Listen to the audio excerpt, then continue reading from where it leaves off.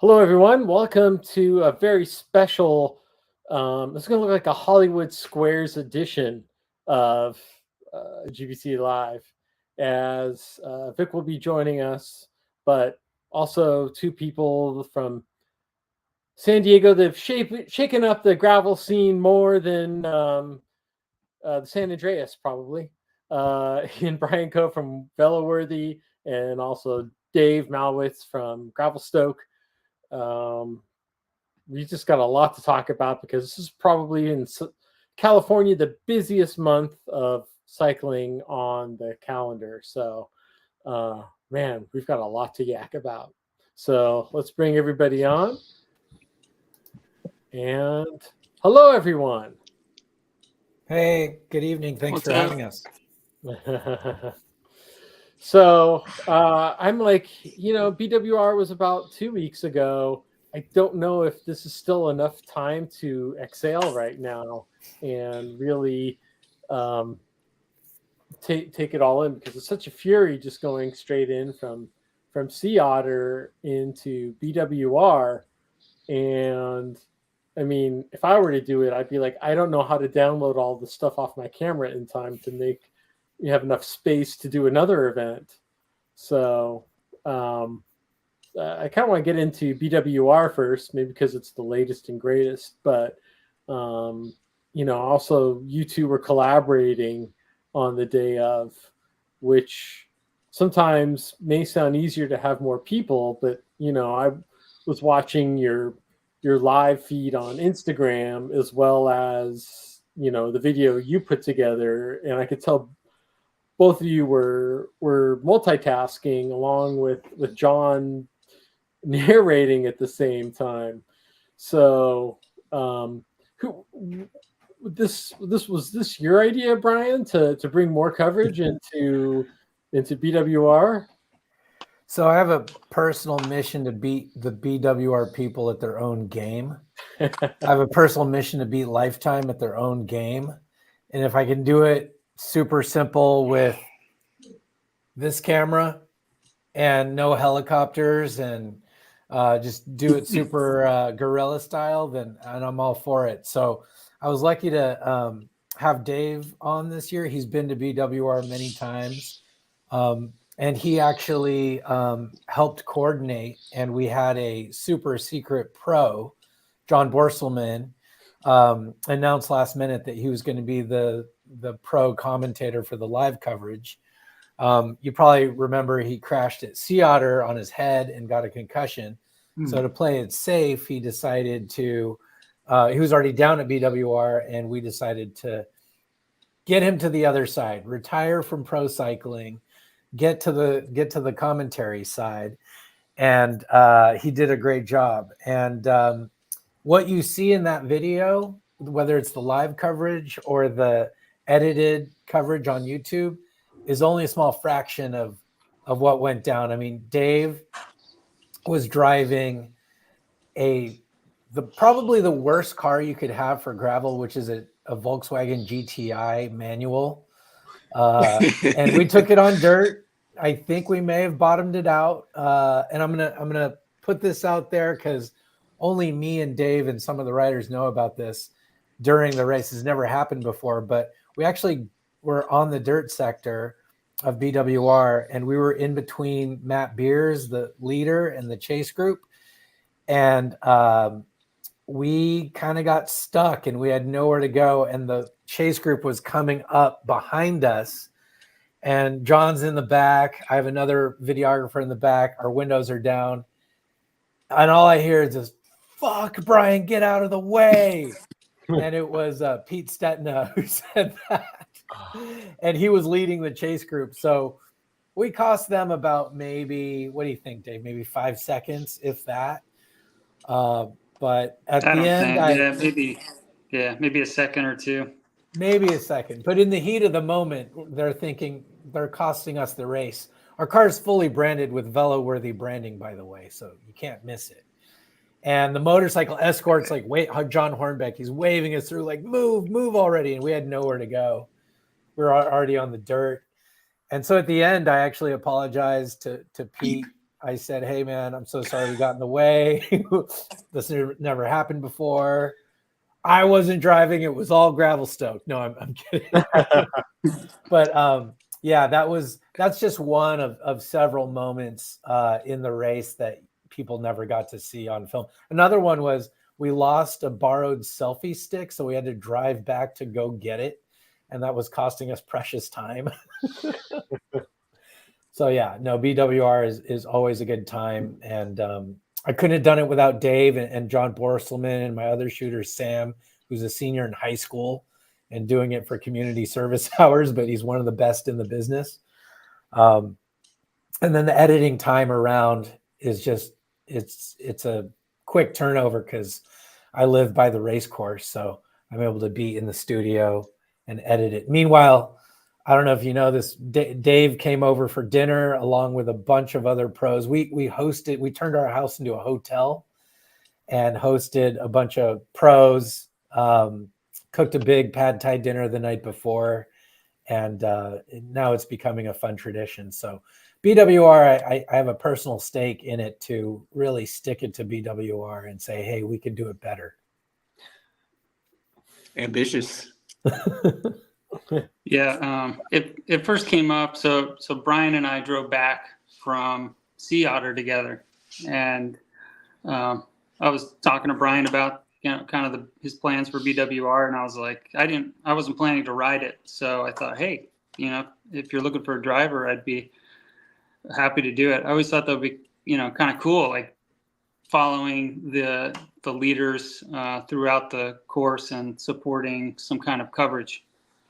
So I like to call it the official bootleg media coverage of the BWR because official bootleg. Because unofficial. It's kind of interesting. A lot of the like Lifetime and the big events, they kind of have their own media coverage that they pull together, like with like a vehicle. And they're doing live updates on Instagram. Maybe they have some other type of live coverage, but like Brian is just totally going out on a limb, and I think has a lot of courage to try to do this on his own. And he does a really good job of it if you watch his videos. So it's pretty wild to see what he's able to pull off with really not any support from the organizers. If anything, they're kind of not too stoked to have independent media out there. But yeah, I think at the end of the day, Pete got third place. So fourth. Was it fourth? Okay. So the other Peter Vakoch got third, and then Stetna got fourth. Yeah. The guy with the crazy helmet thing got third. Okay. Yeah, that plastic strap thing. That is. Now, I mean, when I make videos, like I try and study the course. I download the map into Google Earth, so I just kind of like have an idea of like what are great vantage points. But typically, my things are not. The courses are not as long as BWR, and knowing where to go for this. And I even noticed a little bit on your coverage, like there's a shot where you're driving alongside Lachlan Morton, and he's kind of like, "What? Like someone's filming me here," and being able to find as many spots, because obviously you kind of have to game plan for shooting. You just can't go out and like, I'm just going to try and follow the course where I can. Like, how did you approach it? Did you have it early? Did they release the course early to you? Or, well, I guess it's the bootleg, so I don't know. Yeah, so I tried to get Michael Marks to release the course, and he didn't. But luckily, Dave and I, we both live in this area, so we kind of know it. And the trick is you're not really looking at the course, you're looking at where the riders are at, and you're kind of tracking them. Luckily, we have John Borselman, who's done BWR a bunch of times. I think he got fourth one year. in 2021. So he knows it really well. And he was so good about anticipating where the riders would be at what times. I mean, it got to the point where we were the only ones following Matt Beers for a while as he had a gap. And they were like talking to each other. He's like, what's the gap? And John's like, oh, you got about 2 minutes, maybe 3. And then there's another shot of Torbjorn yelling, I miss you, John, and John's like filming. So it's stuff like that where Dave's got a big following with Gravelstoke. I've been in enough of these races where a lot of these guys are my friends. We text each other.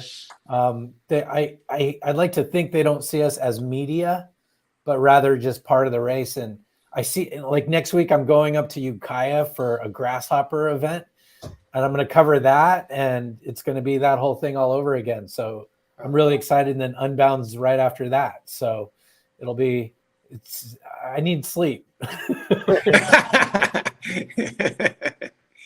Yep. Sorry, Yeah, they did give us like a driving map on ride with GPS, and I downloaded that to my Wahoo, so I had that like in my right hand on the stick shift, and then so I was kind of following the Wahoo, telling me where to go. So pause it right here if you can. Sorry to cut you off, Dave. Yeah. But this is the entrance to Lemon Twistenberg. So cars can't get down here. So we had John and the other shooter, Sam, sprint.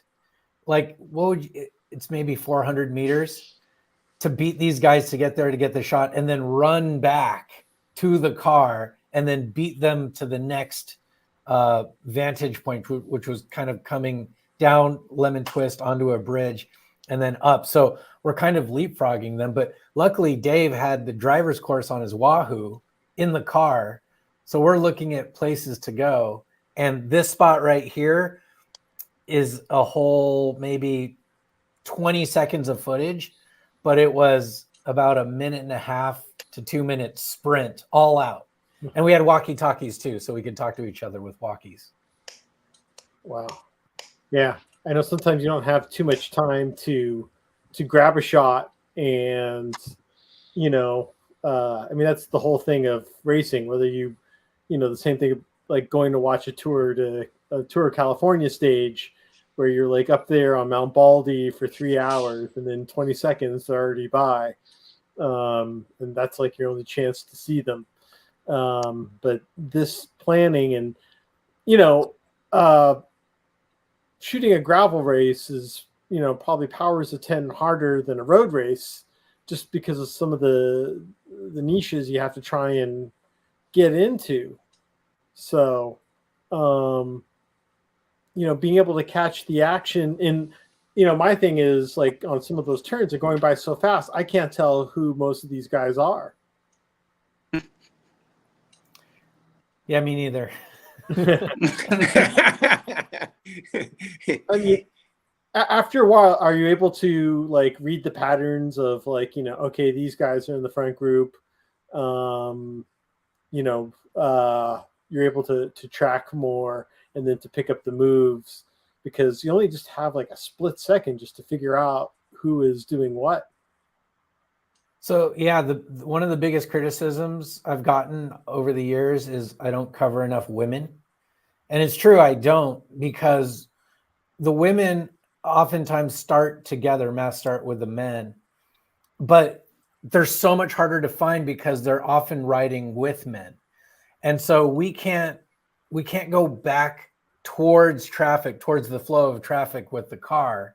So we have to be following the race at all times, and we're following the head of the race.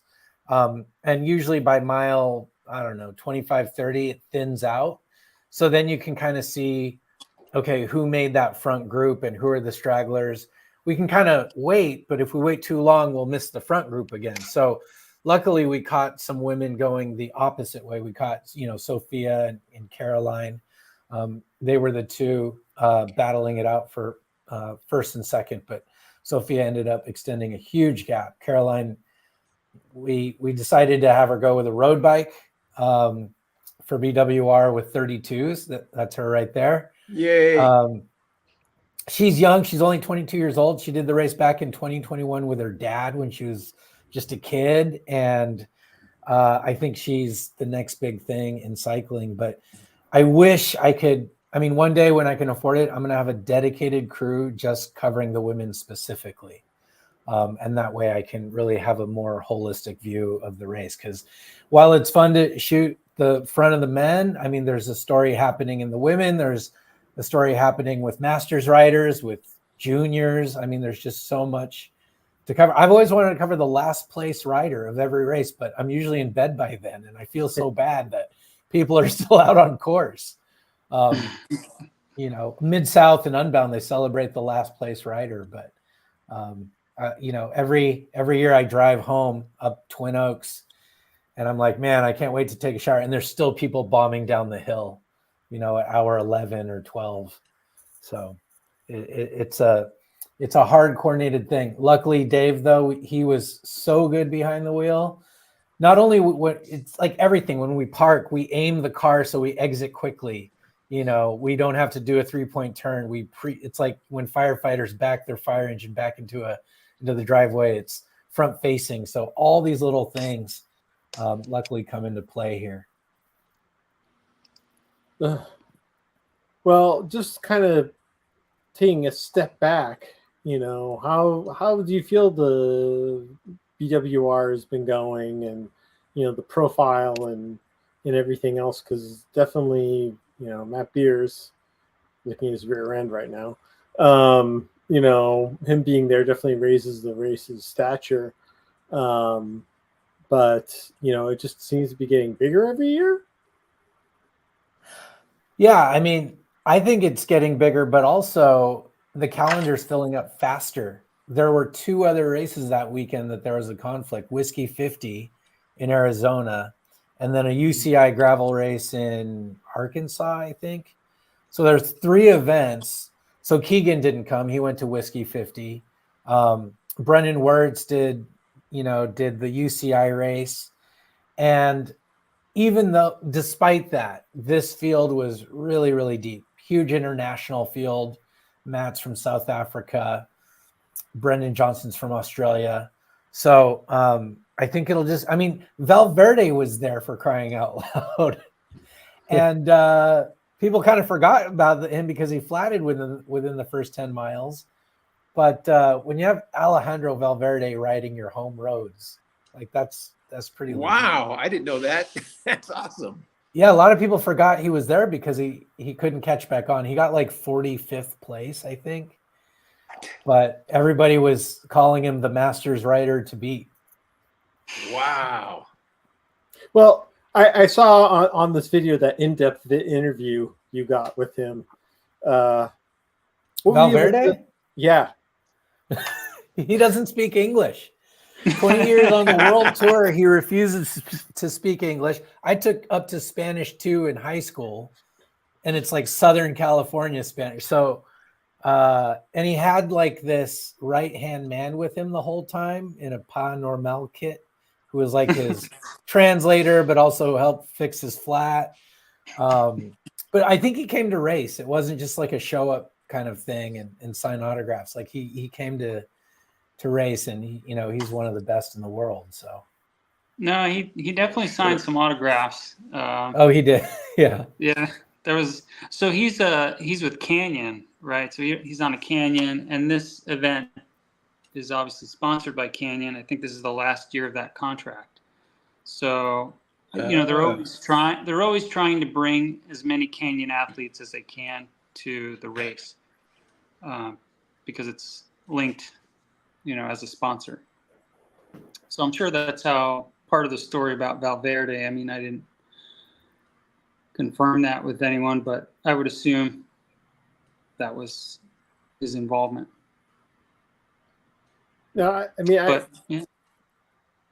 I'm starting to think, like, when we used to have Tour of California, part of the race itself was being able to introduce some of the up and coming pros or whatever to have a footprint in this country. And, I'm just trying to think of like events where people get some of that type of exposure just to come. And I think BWR is like one of the handful of ones to get that attention. Plus, it's a nice time of the year to come. Yeah, I mean, Tour of California, I've been to, I think, the majority of them. I was at the top of Gibraltar and Santa Barbara when Egon Bernal won, and he was like 20 years old on Sky. Nobody knew who he was. Like, nobody had a clue. Everyone's like, what's the name of that guy? And then like the year later or 2 years later, Tadej won Mount Baldy as a teenager. And so I feel like we need another Tour of California or something Yes. that really showcases the next gen. You know, it's the race McNulty really hung with the World Tour pros for the first time, and he was on like Rally at the time. So I think we need that. We need that for men's racing and women's racing. We need a, you know, I got into cycling because of a race in the 80s called the Coors Classic that came through my hometown. And, you know, I saw Greg LeMond and Bernard Hinault for the first time, and I was freaking out, you know, a 9-year-old kid. Awesome. So we need more things like that. Tadej won the whole thing in 2019, by the way. Oh, he did? I just thought he won did. Baldy. I was at the Rose Bowl at the end, and when they Okay. announced his name, I'm like, who? And even the team, I didn't even know who UAE was at the time. They weren't a big team yet. So Tadej is the one that propelled them into the spotlight. Right. Yeah, he won the whole thing. Well, he's just got to do BWR now, and then he's set for the rest of his career. Yeah, then people will know who he is. Yeah. Forget the tour. It's BWR. Yep. Yeah, he definitely doesn't want to look like he's the guy who would turn down a challenge. So maybe just a little more of a groundswell out here. But well, let me pull this down for a second because I want to kind of get into our other experience the week before in Sea Otter, which, you know, is another quite pretty big enveloping event. And Dave, you haven't been there in a couple of years before you went to you were here this last year? Yeah, I think 2018 was my last year that I was up there. Yeah. Well, I had a great time in the Gravelstoke ride. That was a fun ride. Yep. Yeah, that was really great. We pulled off a really cool little ride in the middle of Sea Otter. Yeah, so that was really cool that you guys could join. Brian was actually out covering the Fuego XL. That was on Friday. Yeah. At the same time. So that was kind of a cool thing about the ride was that we were doing this Yalo ride at 10 o'clock, and all of the waves of the Fuego XL had already gone off in the morning. So we're out on this 20-mile route, and we're seeing the race kind of. We never saw the lead group, but we did see, you know, a bunch of times the mountain bikers racing on their course while we were just kind of cruising around having a good time with our group. Yep, live and in person. That was great. Well, yeah, I mean, Sea Otter. Go ahead, Zach. No, go ahead. I was just going to say Sea Otter has evolved a lot. I first went in, I think, 97 or 98. Wow. And it was kind of more of like a roadie kind of deal, like where you can ride your bike up Laguna Seca Raceway and then into the four-doored closed base because you can there's no center line rule because the roads are closed. And I used to race it, you know, and it's one of the toughest races. They're road races at the time. And I've seen it evolve. And I think Lifetime, it's the season opener for Lifetime. So you get to see the people who are in the series really kick it off. And I don't know. I have this love-hate thing with Sea Otter as well because there's so much to do. There's 75,000 people, 1,100 brands. You're in there trying to find the latest and greatest bike stuff. you're trying to find the latest gossip with, I don't know, Kona Bikes or whoever, dealing with that debacle. And then there's a race involved in the middle, and you're trying to cover that. And it's the worst race to cover because you can't do it unless you have an e-bike really to get around, because you can't drive on there. My friend Janelle, she was in the helicopter the whole time. So she came down to refuel once and was back up in the helicopter. And I was like, Janelle, I got to get in on the helicopter. But yeah, so she was doing the live coverage for Lifetime. Where were they posting that? That was just on their Instagram? On their YouTube, their YouTube. Lifetime Yep. series. They're good at it though. I get the press releases from them, so they encourage every member of the media to promote it on YouTube. Every pro is part of the deal. If you're in Lifetime, you have to promote the video. So a lot of pros are like posting the link on their personal Instagram. Some of these pros have like 50, 60,000 followers, so it spreads quickly. And the production's really good too. I mean, they have a full production team. Tim Johnson was, had a GoPro on his head. Lauren Hall covered the women. She had a GoPro on her head.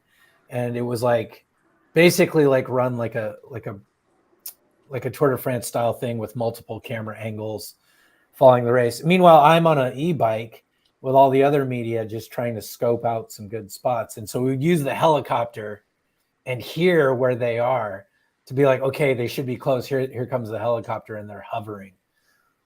So we would use that. But then my one complaint, and Dave, I don't remember if you were there at the finishing area, but Lifetime tried this new thing where they would have the winners finish across the finish line. And instead of just celebrating and then high-fiving each other and doing all that, they had them turn into a piece of the fencing into these black tents directly, where there were chairs set up and no media was allowed inside except for Lifetime. So Lifetime had those initial finishing shots where the riders were pretty much by themselves. And then after maybe 7th or 8th place, they were like, okay, you have 10 minutes in this area. Media, you can come on in. So all the members of the media, me, the photographers, Will Matthews, Alex Roscoe, we're looking at each other like, what is this even for? Like, why have this? There's never been an injury before at the end of these races. There almost was an Unbound. And so my friend Will's like, this is practice for Unbound. They may take the riders, have them finish in a separate area, close it off to everybody, including the media, and then invite them in once they've wiped their faces down and had some drinks and some food, which doesn't that I suck don't all like. the joy out of the win? Exactly. That's the best part. When these riders cross the finish line, they win, and they're swarmed by the media and people, they're stoked. They're excited. Yeah. To win by yourself and just sit in a chair in a tent with no one else, that's got to be kind of weird. I got to ask Keegan about that, because that's kind of weird. They let me in. I had one of these. Oh, you crossed it out, room VIP. That's what I should have done. That's simple. Huh. Didn't know. Yeah, it was interesting. Like, Vic and I got a little inside look at the Lifetime media happenings with our role with them this year. And, the morning of Fuego, I went into the media room, and with all the media people there that was working for them, people on the outside, they had a very intricate game plan of how to cover, which is real impressive. Like I said, when it's one thing when it's a road race, but it's another thing like this area where it's hard to get to, and you're using an e-bike and everything else to get around to get coverage. At least I could turn something off in my brain, because I know I could never do anything like that on a race in terms of following it.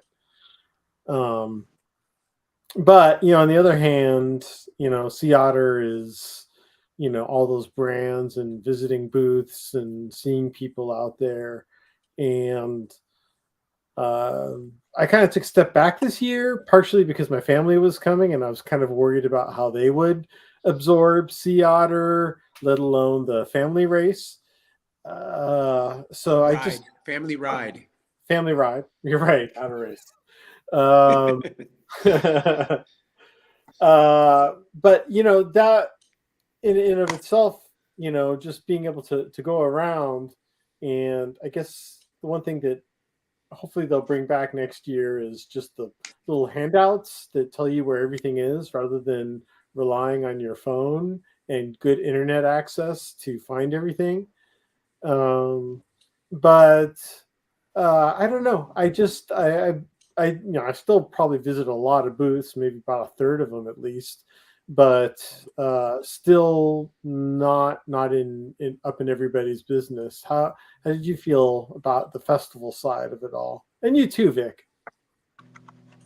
The festival is always overwhelming. I feel like I miss most of the booths hanging out at one thing that has my interest. And then I'll see something I want to go to, and then I forget where it is. I literally get lost in all the mush. So it's kind of good and kind of bad. Like the things that are on the edge, you could refine, but in the middle, sometimes it's like impossible. Like, where the hell was that booth I wanted to see? And there's no, like you said, there is a map in one place by those restrooms by the little lake. But that was the only place I saw a map to find anything. And even that was kind of hard to decipher. So I think some improvements to be made, but overall, it's always fun. When you do find stuff, it's always cool. But I feel like I miss a lot of stuff. FOMO. Even when you're there, you get FOMO. But I would say it depends on the day. Thursday is actually not too bad.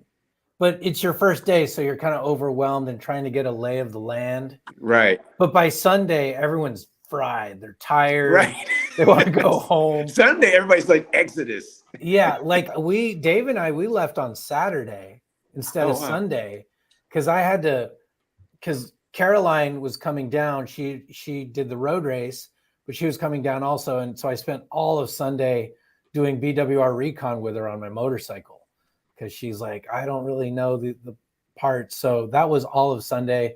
Dave and I drove back. Dave and I probably got home around 9:30, 10 o'clock at night. And Dave did most of the driving, thank goodness. But it was driving on the manual, but we luckily didn't hit too much LA traffic. So whose car is it anyway? Who owns the GTI? That's me. Frank. Yeah. You got to get a Jeep or something for the car. I know. Well, normally I use my wife's car. She has a SUV, but this year she needed it. Oh, okay. Because we have kids, and she took them to the race, and she had to make signs for Caroline and Whitney and Alexi. So. Oh, I saw that in the film. That was really sweet. Yeah, they all stayed over at the house. So, it's good for the kids to see the people who are kind of at the top of their game and just kind of get that inspiration. My youngest still doesn't want to learn how to ride a bike. But she loves hanging out with them. And she made her little pink little notebook. She was taking attendance for all the people coming in, doing interviews and everything. And she'd walk up to them with her little pen and she'd have them sign in. And that was all her idea. So, I don't know. It's kind of cute, stuff like that. Well, yeah, Sea Otter is it's definitely overwhelming. There was like all these booths. I wish, like looking back, I'm like, dang, I wish I went to, Crank Brothers or Physique or Pesticycle, like all these booths that, I wish I checked out their products while I was there. Me too. Because they're just so many. I see it, but like it's not registering. My brain is like totally fried from talking to so many people and seeing so many things. You don't know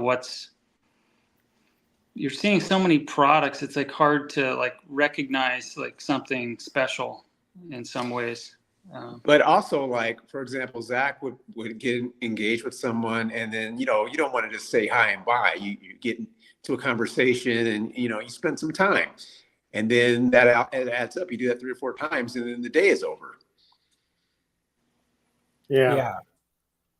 That's so hard to do because I have a list of things, and the longer I spend at one booth, the more it pushes everything back. So by the end, there's like 5 things I wanted to do and can't do it.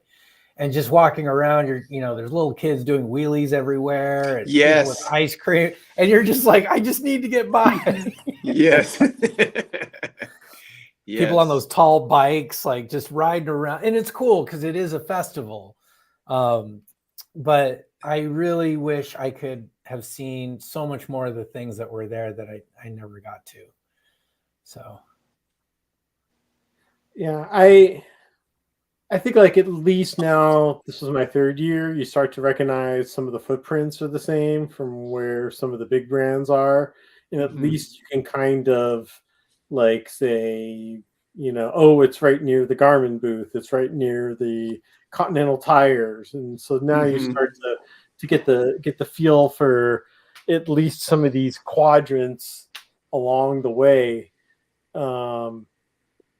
But I don't know if you guys caught it because he left on Saturday, but this Kenny Belay guy, the trick jumper, I'll have it in my latest video, but what this guy was doing on his BMX bike was just absolutely nuts. He was jumping over every limb.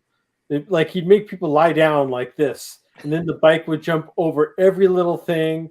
He would knock off people's hats with his front tire.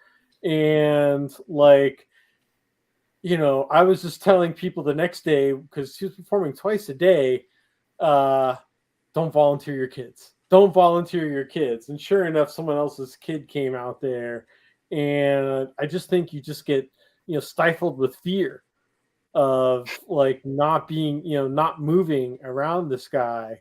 And, I love watching Danny McCaskill and Wilbur, Wolf, the German guy. This was to see this up close. And I don't know, Vic, the margin wasn't there. I think the volunteers are even more brave because, this guy's around your junk, around your nose. It was like, nah. Yeah, and people weren't signing waivers either. Just get out there and lay on the ground. Like, hell no. Everybody messes up one time. Yeah. So, yeah. It was fun to watch, though. I'm bummed I missed it. Zach was fascinated by it. You got to see this. Yeah, I would go to every show. This guy. Was there any products or anything that caught either of your eye out there, or something you were like surprised to see? I know Vic was surprised not to see the new SRAM Red. That was his downside. But anything up close that you guys came across? This was pretty cool. The Bag Buddy. So this goes on your, I guess, by your stem under the stem, right? Mm-hmm. Yeah, it's like a spacer, but it's super thin. And then it just holds your bar bag. It's called the Bag Buddy. It's a guy from Vancouver. He makes them probably in his garage, but I ran into him randomly over at the Ecos area. He didn't have a booth or anything. So it was totally kind of a random encounter with the guy, which I think is kind of cool, like kind of those connections that you just make there that something stood out versus like the huge booths where like nobody talks to you. Or the opposite, where they're all trying to talk to you and hand you stuff that you don't want. This woman kept trying to hand me some kind of Mazda bag, and I didn't want it. And she every time I walk by, she's like, I'm like, no, I don't want this. More junk to throw away. Did you get the There was somebody like just shoveling all these like Kodiak bars at people. Yeah. I Is walk that- way around that. Every Yeah, time. I was with Danny and they gave him and he's like, I don't want these, so he just tried to give them away, but nobody wanted them. There was one guy, I felt really bad because there was a guy there with a mountain bike that had this crazy linkage suspension. I don't know if you guys saw this. It looks like a double truss. It was very a fan of the aesthetic of it. And the guy said, yeah, come back and try it. It's great. You'll love it. And I'm thinking, no, I would never ride that. But I don't want to say that because that's not nice. But so I said, yeah, I'll come back. I'll come back. And every time I walk past, I walk way around the. But sometimes you just don't want to do things. And I guess I shouldn't feel bad, but I did. He put so much effort in it. I'm sure the engineering is amazing, but it looked like an alien. It wasn't attractive. I wouldn't want it. It's got to look good. Did you guys Well, see it's always yeah, go ahead, Brian. it's always the people you want to talk to on the way. You're like on the way to something, and then you get sidetracked. One guy wanted to show me his remote garage door opener, and it's like epoxied onto your top tube, really ugly. But he would be like, "Hey, come check out my garage door opener," and I'm always on the way to a porta potty, and I feel so bad because the lines get long, and you're like, "I gotta get to the porta potty," and then before you know it, you're like running in place. So yeah, I think if you don't have a plan and you just go in and just like, take me, Sea Otter, take me now, then it's going to get the best of you. But you have to beat Sea Otter by learning how to find the edges, find the corners, have a good BS detector, and know where the porta potties are. Cause there's a lot. And like Dave said, there's some people who go guerrilla style. They don't have booths. They just walk in with their bag of goodies, and they're just like direct to consumer, as direct as you can get. The definition. Yeah. Yeah. I think when I'm there, I kind of focus a little bit more on, the components, the smaller brands, just because they have to have a real reason to be there to justify their budget to make it out to Sea Otter. So must have something they really believe in to want to be there. Those are the stories, because you're probably also meeting the owner at the same time too.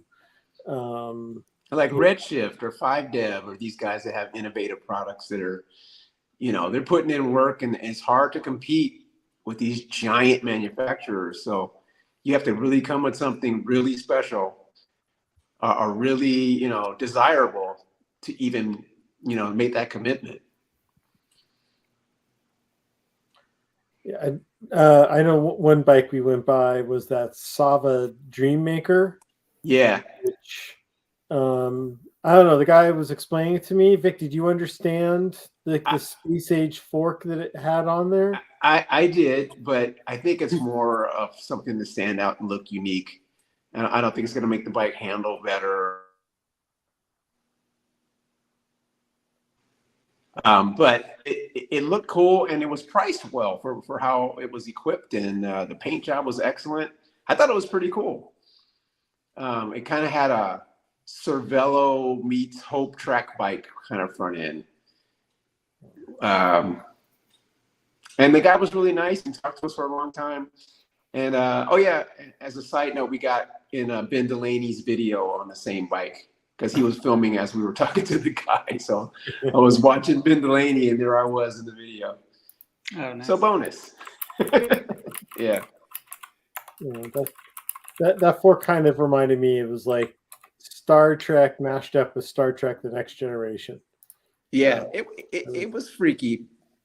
Did you like the look of it? I liked the look of it. I don't know. I just kind of made it was a road bike. Yes. So the fact that it just looked that big and that much of a setup. I mean, look, I've got my Lauf and the front looks funky on that, but I bought into it now. But I'm trying to understand that design is probably not something that's going to catch on first look. So no. But if it does, could start a new trend. I don't know. And look, you have a Lauf fork, so that's like the definition of weird and had to catch on. So it caught on. I understand it. No, okay. Now you've connected with people, Brian. People feel your pain on the portable. And the thing is, you have to hit it at the right time of day, because if you're there at like 2:30, 3 o'clock, it's an experience. Whereas if you're in there early morning, it's fine. So yeah, that's because beer flows freely at Seattle. it's true. Seattle is the only place where the men's line is longer than the women's line at the bathroom. I go to concerts, you walk right in and women are standing out for a mile. And Seattle is like that for the men. And everybody's dancing and like, oh. It's because every vendor has like their version of a happy hour. Yes. It's like, oh, beer, happy hour, snacks. Or you just walk up to a thing and they have a cooler and they're like, you want a drink? And it is hot out there. Yep. So it's just, and then in the morning, you got the coffee people, the pros making coffees for everybody. Afternoon. I mean, Orange Seal had their bus converted into just a espresso bar that John from Orange Seal made for people. And then by the afternoon, everybody wants to do happy hour and there's prizes and giveaways. Poor porta potties. So coffee, beer, and water. And a bunch of old dudes. And all that free Waterloo. The Waterloo girls. Yeah. There's people. But I think even they were running out at the end of the day earlier than normal. Yeah, my point is if I have to use the bathroom, I go outside the festival. There you go. No way. That takes too damn long. Well, I'm trying to plan it that I'm circling back. I mean, you guys had access to the VIP bathrooms, right? I never used a VIP bathroom. What was there a VIP bathroom? There was in the media center, I guess, huh? Through the back, there was a trailer set up with a couple bathrooms back there, but you kind of it was kind of hidden in the back. Yeah, I messed up. I was trying to find them one time, but then I just I think I've gotten to the cook line by accident, and didn't want to get into that job. So Brian, you're going up to Ukiah this weekend then? Yeah, I'm going up on Friday. I'm actually flying into San Francisco and then driving to Ukiah. I've been to one other Grasshopper a couple years ago, but I think Miguel does a great job, and he actually has some people working with him, and so they reached out to me and said, we want to have you cover our race in the way you would like other gravel events. And while, some heavy hitters actually show up, Pete Stetina and Flavia, they really want me to showcase it's a race for everybody. It's a race for people who live in the Bay Area and commute just a couple hours in. And so the city of Ukiah is actually helping put it on. And it's part of the Gravel Earth Series. And there's also a Mo Wilson Foundation benefit. So there's a lot of good things that lined up. And so they reached out to me early on. And I said, yes, I would love to. So I'll be up in Ukiah where they want me to cover the race, but I can't drive a car on it because it's private road, single lane. There's no reception, so I can't do the live video. I can't get on the course unless I have a bike. But out there, it's pretty remote. So it's going to be pretty challenging. And it's just me this time. I don't have Dave. I don't have John Borselman. I don't have another shooter. It's just me. And that's it. So I'm going to really try and make something special happen there. Are you using an e-bike? No, I don't know what I'm going to use when I get there. But I gotta find something. I'm gonna take a GoPro and try and strap it on like Flavia's bike or something, so we can get sort of the in race footage. But in turn, I have a Zoom meeting tomorrow with Miguel, and we're gonna go over the course details about the best places to shoot, because that course is really favoring, true gravel bikes with at least 40 tires on it. It's not like BWR where you can just hop on a road. So to cover that race, it's going to be really, really tough. So we'll see what can happen. And it's kind of my warm up for Unbound, because I'm going to that 2 weeks later, and that's going to be as crazy as anything. I mean, their expo is like a mini Sea Otter now because it's so big. Please try to cover my homies Nehemiah and Sally Fu. Yes. You know those guys, right? Yes. Yeah. I mean, I've met Sally Fu one time. He's amazing. Super cool Yeah, guy. he's amazing, and he deserves more coverage. And Nehemiah, I'm sure, will be there as well. Okay. Absolutely. Yeah, like the Emporia is not very big at all. So just to have more people come into the town than the whole population trying to find housing is next to impossible. And my housing fell through. So I was like, oh my God, what do I do? Luckily, I found housing just by the start line, luckily. But it's just, there's so much happening. It's like Sea Otter meets BWR, and that's a fraction of what Unbound is. Because it's 200 miles and the winners come in at 10 hours. So, in years past, they have the local Jeep community come out and support the media, because there's also like 400, 500 media people from around the world. So we actually commandeer an entire massive floor of a whole building where we have Wi-Fi and computers, and they even feed us and give us drinks. Like, it's pretty nice what Lifetime does for that. So it's good. You mentioned the housing shortage. Is there much room for car camping, like camper vans? You can do that, and they have specific areas where you can do that, but they tend to frown away from people just pulling up into town and parking on the street.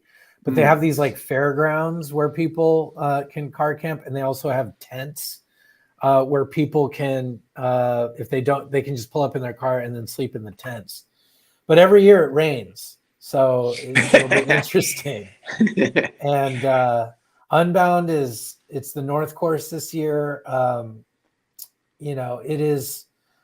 You can't do Unbound in LA. You just can't. You'd have to shut down all of LA to have it happen. But luckily, Emporia is small enough where the whole town becomes a one big cycling town for that week, and everyone comes out. And Emporia is only known for two things: Unbound and the World Frisbee Golf Championships. Frisbee golf is huge in Emporia. So, wow. Yeah, who knew? Just a couple remarks here. Quickly, I'll chime in on this. I think of the new gravel course, big improvement. I know some people wanted more single track, but I think for an event that would be favorable to all skill levels, I mean, not exactly beginner, but people that are not really pushing it, I think like this gave people a lot of great options. The one pinch points I thought where there was two-way traffic, people rode well. So I actually think the gravel course was a big hit, and I don't have any notes on it for next year. Do you, Vic? No, but it was not a beginner course. I would, no, but like for people that you could doing one lap might be enough for some people too. Yes. But there was no single track at all, and that was a huge difference from last year, where it was basically a cross country race course. So yeah, kudos to the designers. That was much better. Yeah, and then this guy Dene Giarai. Dave, can you help me with this? Yes, I do have a lot of footage actually when my video comes out of your yellow. How am I saying it? And no, I do not have footage of my crash cleat issue. I wasn't rolling. Oh yeah, I missed it. I got some of that on. It's on my Instagram story. You have I to saw check it. it out. I figure it's already out there. No need to piggyback off of your great footage. You know, I want to steal your thunder. I know that was a big talk of Steve, and yeah, the first 5 miles, the fog, but not much you can do about that. I couldn't see anything. I lost my sunglasses, and my glasses were too dark, and I couldn't take them off because you hit that downhill so quickly, and you're flying. I was on John Swanstrom's wheel. Luckily, I was praying that he knew where he was going because I couldn't see a thing. And I finally got to a spot where I could rip my glasses off. But man, that was scary. It was going like 40 miles an hour into just white. Man. Well, guys, thanks for joining us. I know it's a very busy season on bikes and off bikes for all of us. So appreciate everyone coming on, and we'll catch up again soon with everyone. Yay. Thanks for having us. It's so fun. Thanks for having us. Good. Brian's going to get a helicopter next year. Brian's going to get his own helicopter. With Veloworthy branding. Bring it right over the right. A blimp. We'll have Pete yell at us again. Wow. All right. We'll catch up again soon. Okay, guys? Thanks. All right. Have a Later. good Oh. You didn't have to leave. He's ready to go. My phone is going to die. Hold on a second. Did I cut him out? Oh yeah. See if it comes back on. What are you doing next? Oh, we're still on, aren't we?